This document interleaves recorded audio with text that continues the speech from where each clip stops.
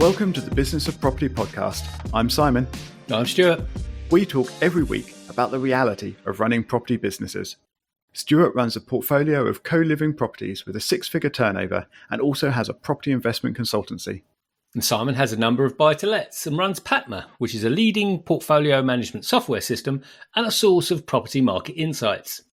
Before we dig into our topic this week, please do find the link to join our email list. You can find that in the show notes in whatever podcast player you're using.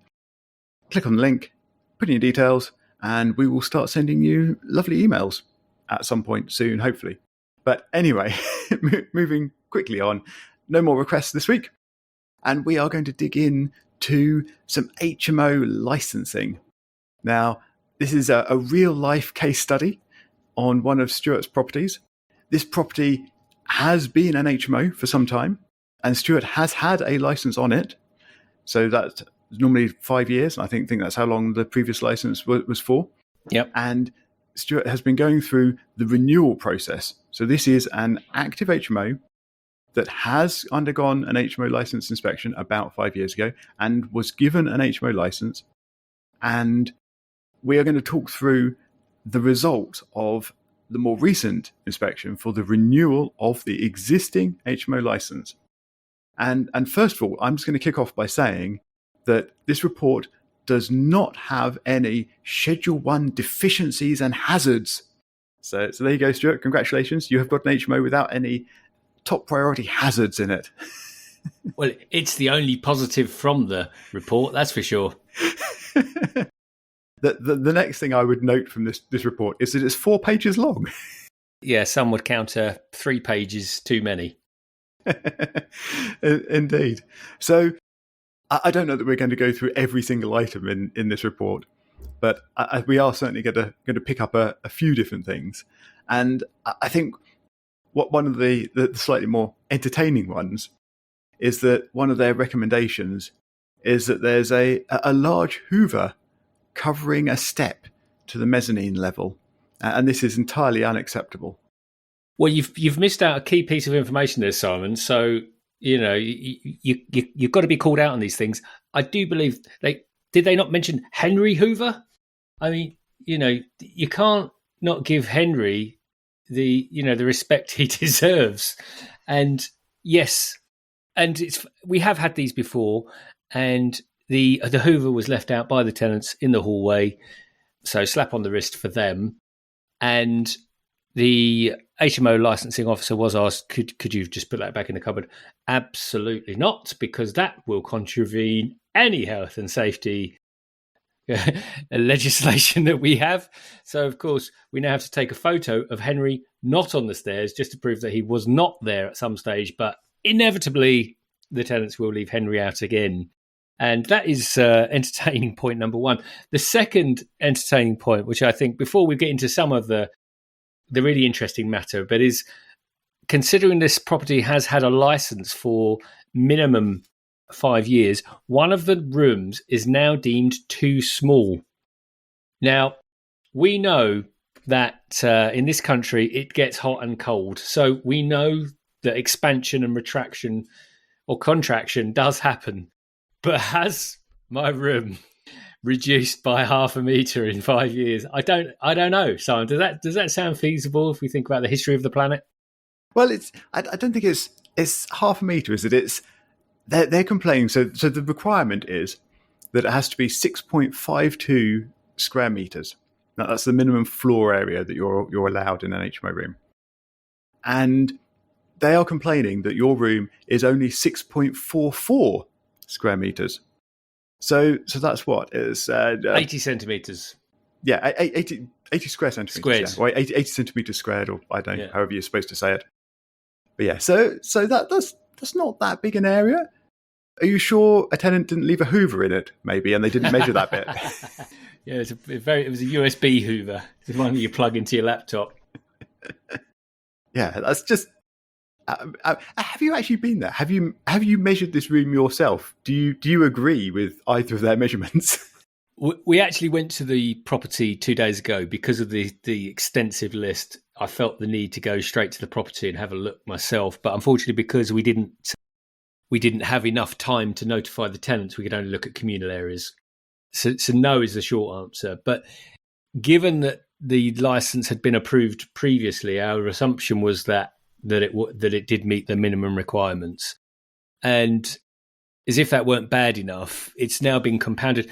I should actually interject myself here and just say I don't have a problem with HMO councillors or the HMO licensing department doing the right job, because honestly, we know that this is in the interest of the tenants, so don't have a problem with it. So we are being a little bit tongue-in-cheek, but I just want to acknowledge that it's for the right reasons. And genuinely speaking, I'm happy that people are doing the jobs on this, because if I'm going to pay 750 quid for a license, of which I have had to twice in the last week, so if I'm going to spend 50, I'd like to know that there is a benefit to that, as opposed to just a box ticking exercise. So hopefully that's caveated my way out of any flippancy on this particular episode.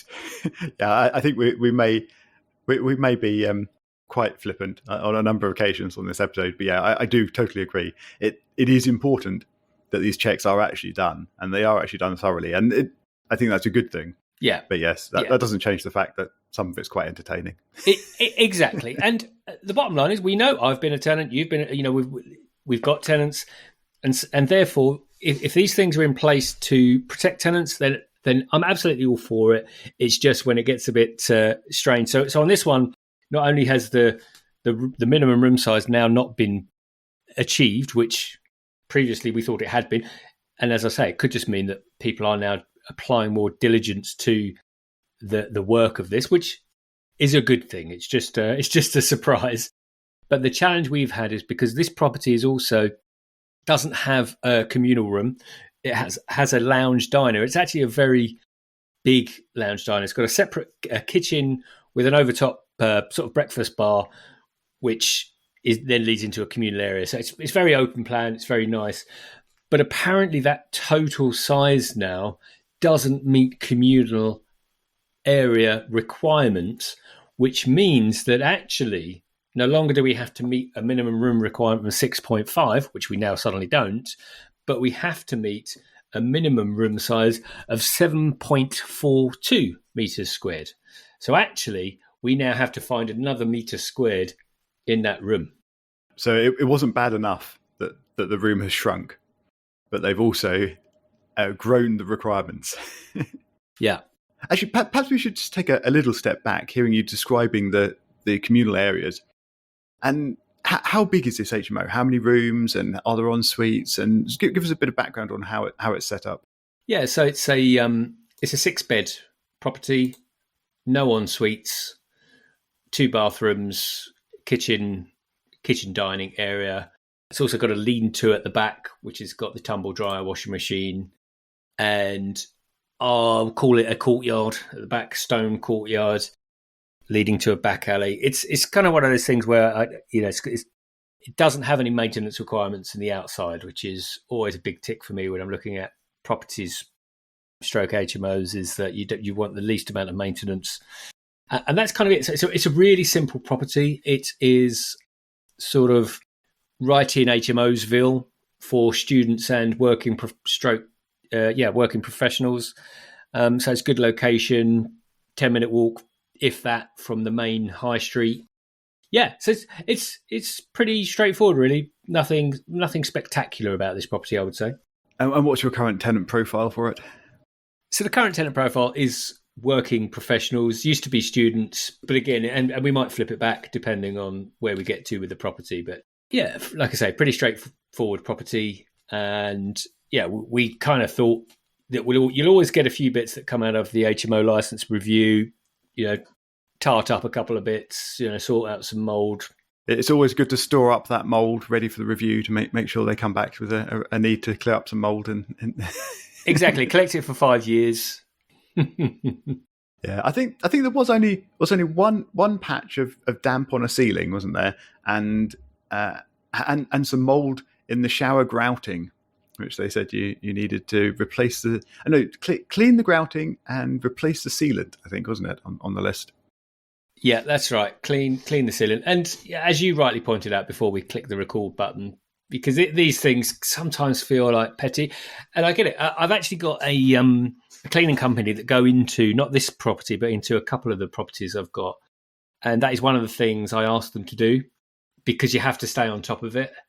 But hands up, we don't do it in every property. And, when you've got 5+ people staying in a property, dare I say that maybe don't always open windows or put the ventilators on when they shower, this stuff builds up. Yeah, I mean, in the grand scheme of things, I think you're doing pretty well. There's not much mentioned here in the way of mould or whatever else that needs to be remedied. So I think it probably sounds better than my personal home at the moment. So yeah, I'm not going to say too much on that front. Well, yeah, and that's the thing, isn't it? Generally speaking, we talked about the responsibility of homeowners on the last episode, but we're typically responsible, and probably more responsible in our rental properties than we are our own. So I'm sure we're not alone there. But yeah, so the requirement is that we now need to make what was just under 6.5 metre square room, a 7.5 square metre room. And I would say the only positive news for that is that we do have the possibility of increasing that room size, because the room is upstairs at the front of the house. And what we can actually do, so if you imagine, if you go up a set of stairs, you've got a landing, and actually on that landing there's then 3 bedrooms, 2 at the front and one to the left-hand side. And the 2 bedrooms, obviously there's a wall splitting the 2. Well, actually we can bring one of the rooms more towards the banisters, which again, aesthetically, is not something I like to do. In fact, I tend to try and avoid that in properties, or remove it where we can. But if essentially, we'll bring this back to numbers. If this became a 5-bed property, it would not work. And it wouldn't work for me. That therein leaves us with a challenge, which is, okay, if we go to 5, it doesn't work. What do we do? Not an option. So we're going to look at making sure we retain it as a 6-bed. So therefore, we are going to look at increasing. There's actually a big cupboard on the landing, integral, probably there from the late 70s, 80s, I would have thought. That's got to go. It just means that bedroom will now have more storage. And the only slightly annoying thing is that we'll do what we've got to do. And obviously there's a cost attached to pushing walls about and possibly moving a door slightly. But once we've done it, because of the shape of the room, I don't think there's going to be much benefit to the tenant, really. They might have a bit of extra storage space, as I was just saying. And I suppose that's my only frustration. And again, just to be clear, if this is what the rule is, we're going to adhere by the rules. We've got 2 choices. We either adhere by the rule or remove the room. So we're going to adhere by the rule, increase that. But I'm not sure it will impact the tenant's day-to-day life as much as we might hope. But we've obviously spoken with the person at the council who's doing this, who, in fairness, has been very professional and sort of has listened a lot. But essentially, it comes back to the rules that we've got to adhere to. So, yeah. So just to clarify, or to double check my understanding, you're going to move some walls around, or a wall around, and the space to extend this room is not coming from another bedroom at all, but it's coming from storage space that would currently be communally accessed. Absolutely, exactly that. Yeah. And you think you've got enough space there for that to then provide you with 7.42 in this particular bedroom. Yeah, so essentially we're just looking at a metre squared. I mean, when I'm stood there, I actually didn't have the tape measure with me, but based on the back of a fag packet and me doing some steps around the outside, it looks as though that there's going to be more than a metre square there. But I want the builder to have a look, because by the time he's put the wall up, and obviously that takes up space, etc., it could be a bit tight. Okay, so then assuming you manage to keep this room or adapt this room so that it fits the new requirements, so you've still got a 6-person HMO, then the next problem arises, as much as they've now said that you have an insufficient number of kitchen sinks or dishwashers to support a level of occupation greater than 5 persons. So if you're sticking with 6 people, you're going to need a new kitchen sink or a dishwasher, apparently. When did throw the kitchen sink at it actually become a literal thing? The guy with his clipboard said, right, we're going to throw the kitchen sink at it. So that's what we've got to do. We're going to get a dishwasher in. The irony of this is that this property, guess what, used to have a dishwasher. But guess what? The tenants never used it. So it was gathering dust and was decided to remove so that they had more storage space. So would a better option be adding an extra sink then? It might be the better option, but it wouldn't be the easier option. And in this scenario, we've got a limited amount of time. We've got a few weeks to get everything done. So we're going to go with the easier option, which is get the dishwasher in. Personally, I'm happier with the dishwasher because it is something there that they can use. And it might just be that we just got a set of tenants previously that didn't like dishwashers. Maybe had a bad experience with one. I don't know.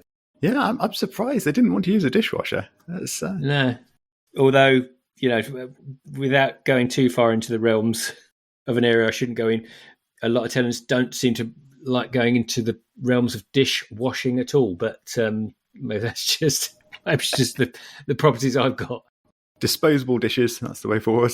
Yeah. Yeah, we use those at home, actually, when we can't be bothered. That helps. Yep. I do quite like in all of their recommendations, or several of their recommendations, a suitably competent person must do X, Y, Z for these things. Yeah, because we love an incompetent person over here. Exactly. It's like, what else are you going to do? Why would you get something done incompetently? Yeah. Again, to be fair to them, I suppose they've got to say that because sadly they probably would have had people and they say, you've got to sort out X and Y, and they just go, fine, and they'll get, some random person to go in and just put some duct tape around something and consider that done. And I think this is all about, in the news currently, we've got the whole sort of levelling up, and I'm hearing, radio adverts about, and I have to be honest, I was with my wife and I had to put my head in my hands, even though I was driving, because there's now adverts that say, do you have mould? It was about mould on your tiles. Well, the landlord hasn't fixed the mould. And I'm like, oh my God, as if we're not getting a bad enough press. We've now got advertising about landlords that aren't sorting out mould on tiles. And here I am with an HMO license that says I've got mould on tiles. Apparently, actually, it doesn't say you've got mould on your tiles. It only says you've got to fix the grouting and the sealant. So the tiles themselves apparently are all good. Either there isn't any mould or you can leave the mould there. I'm not sure which it is. But yeah. Actually, no, there is no mould. I said nothing. And the advert was for the Housing Association. That's the only thing I would say. Yeah, I have heard that one as well, yes, where they're pointing social tenants to a website to get their social housing fixed up. Yeah, which again is a very important thing. Yes, the ones I always like are, replace splashback in Sink X. So I know. I just think, is that an aesthetic request or just you like splashbacks? Yeah, I did glance over that. It says the wash hand basin is missing a splashback. Missing splashback, yeah, that's it. How do you know it should have a splashback? Yes. Yeah, exactly. Are you not allowed to get the wall splashed? But again, that's quite a new development because I think that I've seen that in quite a few of the reports that's come back. And then we've got some important things like around, putting CO2 monitors, things like that, which actually we went through some of our portfolio, and I had to do that in at least 4 or 5 houses recently. Yeah, actually, the CO2 one I thought was quite interesting because what they're saying is that you have an open fireplace, I assume. So it's not that you've actually provided a fire or anything or encouraged them to burn any solid fuel or anything, but just because there is a fireplace there that could potentially be used for the burning of solid fuels, you must have a CO2 monitor positioned in the room above the fireplace. Which, I mean, as you say, is perfectly sensible. But yeah, I think it's an interesting sort of extra step. It's not that you're actually suggesting they should burn solid fuels, but just because there's the potential of, you must provide the CO2 monitor. Yeah, and the fireplace is currently in the kitchen, and I think there's a fridge in the fireplace. So good, maybe if you want to set fire to the fridge. But okay, that's an interesting extra development that isn't noted in the report. Slightly more seriously, but with a slightly entertaining story attached to it. One of the other recommendations is around fire extinguishers. And I'm not actually entirely sure on this recommendation. I should read it out verbatim. And it says, where fire extinguishers are provided within the property, they must be annually tested with the stick at approved such. I'm not actually sure what they're suggesting there, but anyway, it does then go on to say, if this cannot be achieved, then the devices are to be removed. So I'm not quite sure what this bit says about annually tested with the stick at approved such. But I'm suggesting somewhere around there, maybe they have to be annually tested and there has to be a sticker maybe added to show that's happened, maybe? With the sticker to prove as such, maybe, yeah. Ah, yes. I think that's where it's got mistranslated somewhere along the lines to this text, isn't it? Yes. And if you can't do that, take them out. Yeah. So that seems a little counterproductive, doesn't it?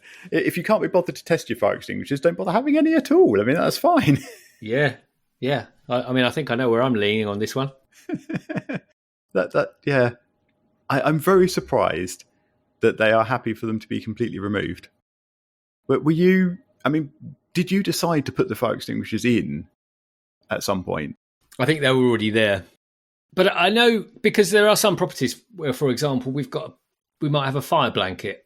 And again, it might just be that it was a legacy thing. We bought a property, it had a rack for a fire blanket, and we've kept that fire blanket. And then every year I get that fire blanket checked and, QC'd, whatever. But then, I speak to a licensing officer and they say, yeah, but you don't actually need one in that room. And I'm like, well, why am I doing this every single year? Because obviously part of you says, well, it's probably better to have one than not, isn't it, really? I mean, if something does happen, I'd rather have one handy. But then equally, if we don't legally need one and there's an annual cost to dealing with it, and, more often than not, I don't know, something will happen to it because, one of the tenants will accidentally do something to it, why keep running that risk? As long as all the other safety elements are in play.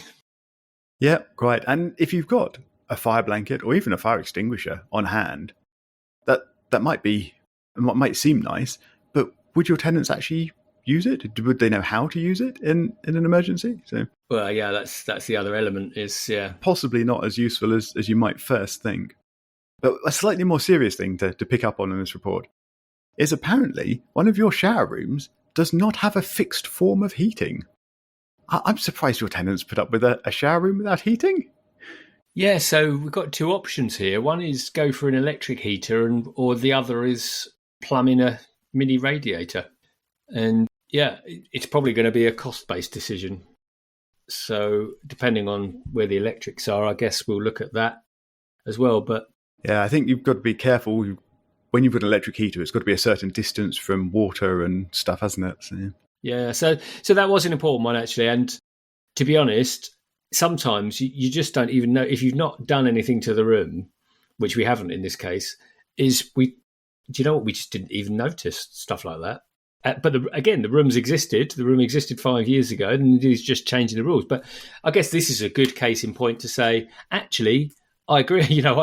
Not that this is about agreeing or disagreeing, but actually this makes perfect sense and actually will make the tenants' lives better. So I'm happy for that. Yeah, exactly. I'm just amazed none of your tenants have said, Stuart, can we please have a heater in this shower room because we get a bit chilly.